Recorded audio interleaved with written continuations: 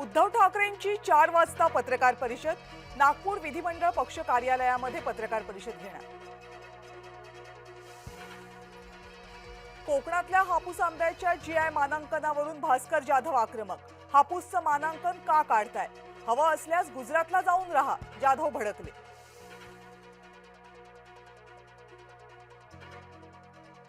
विदर्भ मराठवाडा वैधानिक विकास महामंडळाला निधी मिळत नसल्यामुळे सुधीर मुनगंटीवार आक्रमक.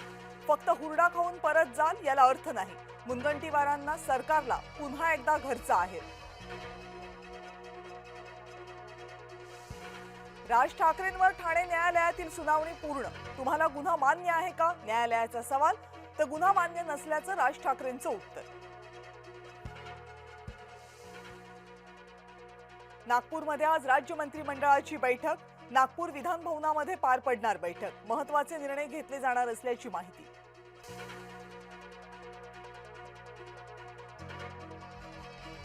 संदीप देशपांडेंनी घेतली मंत्री शिवेंद्रराजे भोसलेंची भेट. पीडब्ल्यूडी मधील भ्रष्टाचारासंदर्भात कारवाईची मागणी. भाजप प्रदेशाध्यक्ष रवींद्र चव्हाण यांनी घेतली अमित शहांची भेट.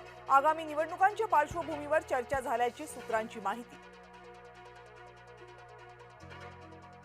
आगामी मनपा निवडणुकांसाठी महायुतीचा फॉर्म्युला ठरला. सूत्रांची माहिती. मुंबई ठाण्यासह कल्याण डोंबिवलीत भाजप सेना एकत्र लढणार.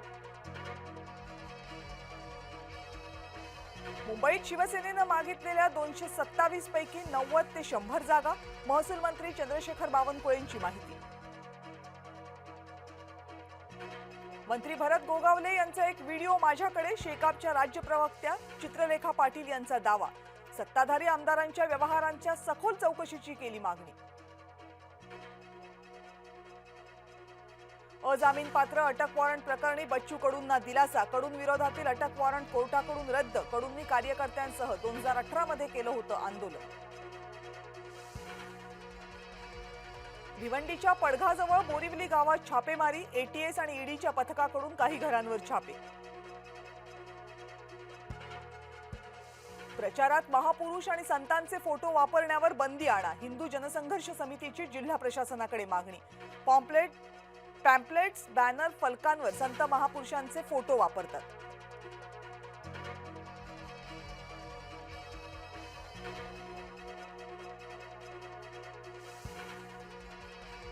सांगलीमधल्या अहिल्यादेवी होळकरांच्या अश्वारूढ पुतळ्याचं अनावरण मुख्यमंत्र्यांच्या हस्ते 15 डिसेंबरला.